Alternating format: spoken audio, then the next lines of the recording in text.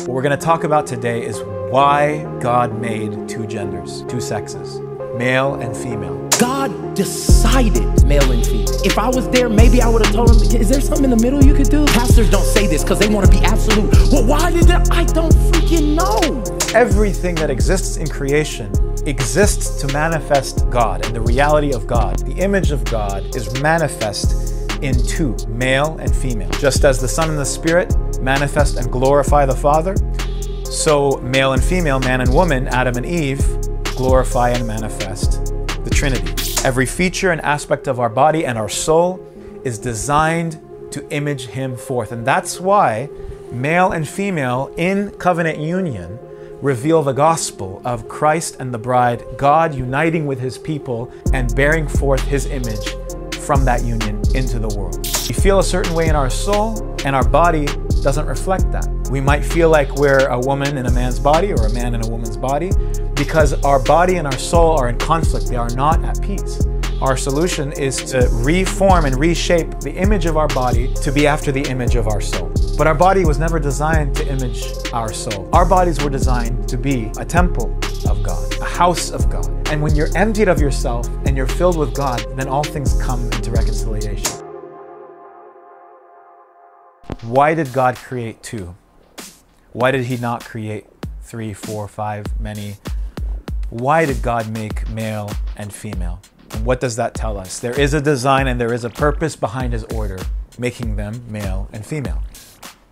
Now, next layer. In the creation account, we find a formless void, a darkness, that God begins to form. How? He does it by dividing between things, distinguishing between two things, cutting between two things, and then bringing them back together in a glorified form. So He cuts between day and night, between light and dark, and then He brings them together in a new form, in a glorified form, in a sequence and in an order conducive to life, revealing the history of man going from darkness to light, from night to day. That's why it starts with evening and then goes to morning. So He cuts light and dark into day and night. He cuts the heavens and the sea, and then He cuts the land and the sea into two. And He divides them, brings them back together in an ordered, habitable way. He does the same thing with man and woman. He divides between male and female. He divides Adam into two. He divides Eve from Adam, and this creates male and female, and then brings them back together in a glorified form. And by bringing them back together in a new form, that reunion of the two that were divided, that were cut, that reunion produces life. And this sequence, this pattern, is a revelation of God's entire purpose and design of creation, which is that everything must undergo a death, a cutting, a covenantal death, and then a glorified resurrection. This is what happens when Adam is cut in two. He undergoes a symbolic death when he enters into deep sleep. He is cut in two, and through that death, he is raised back up in a glorified form, male and female. This is the symbol of the resurrection, and this symbol of resurrection, when it's brought together and reunited, produces a new image of God. The entire scriptures are conveying the covenant that God is making with man, is restoring with man through His Son Jesus. And that covenant, that union, covenant is what? Union. Covenant is union. God has to cut the covenant in order to reform it into a new, glorified, resurrected image. So, the question that Mike Todd is asking, why did He have to make it this way? Why did He decide to make it two? Is because He's imaging, God is displaying the reality of the entire history of mankind, that mankind must undergo a cutting, a death, in order to be formed in a new and glorified way and to rise to life in a covenant with God that produces life. And so, by wanting to undo that division, that distinction between male and female, we are rejecting the symbol of resurrection and life, that produces new images of God. But we would rather be barren. We would rather make ourselves barren because we want to gratify our own desire. We want to manifest our own image.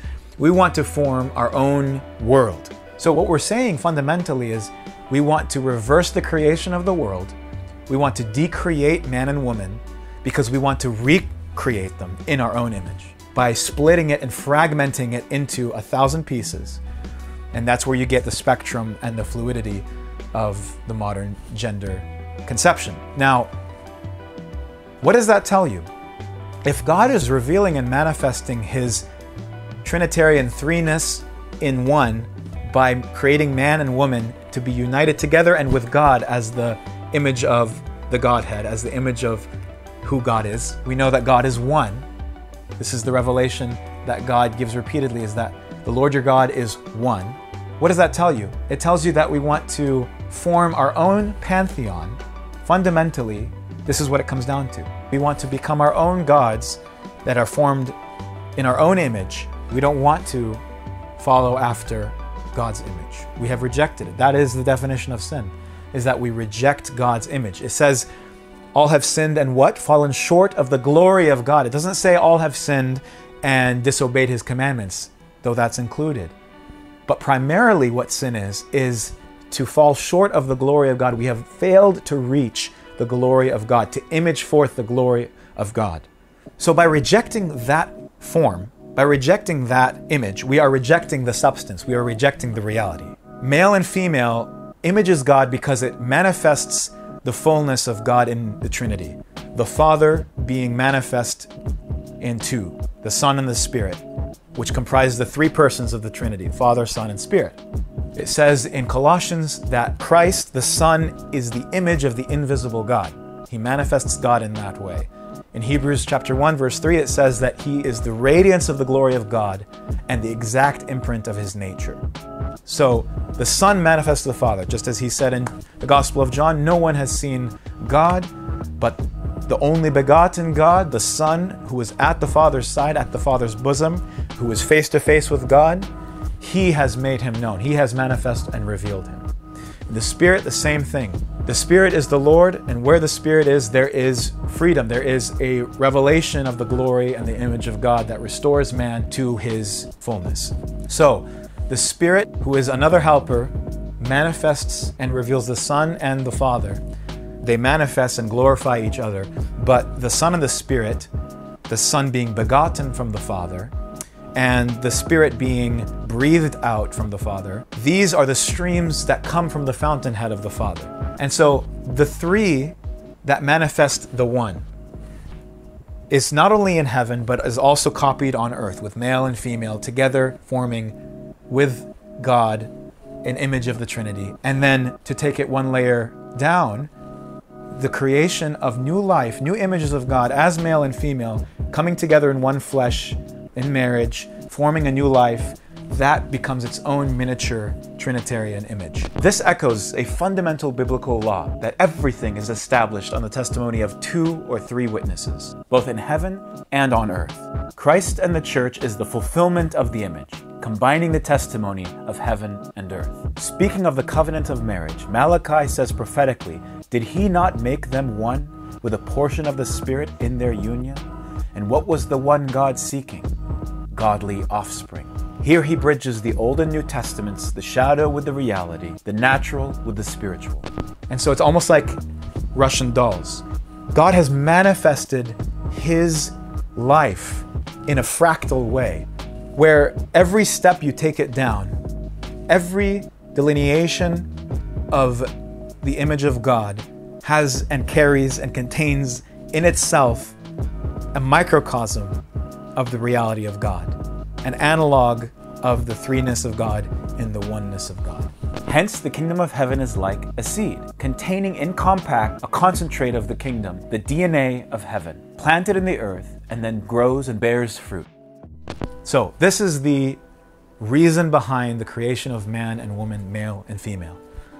And that's also why any other type of union is a perversion and an abomination. Why? Because the only reason that union exists is not for our own sexual gratification, it's not for our own pleasure or our own desire, it's to image forth and reveal the gospel and the entire design and plan of God from the foundation of the world to become one with man. to unite himself to us, to raise us up, to be one with him, to marry us, and to produce life through us. That is the whole purpose of marriage. That's the whole purpose of male and female. That is the whole purpose of procreation. That is the whole purpose of the one flesh union. All of it exists purely to manifest God and to experience a shadow and a taste of what it is to be united to God. So when lovers experience a marital union and just the inexpressible delight that comes from reposing in the arms of your beloved and becoming one with them, every aspect of that delight, of that desire, of that pleasure is supposed to be a taste and a picture of the union that we experience with God.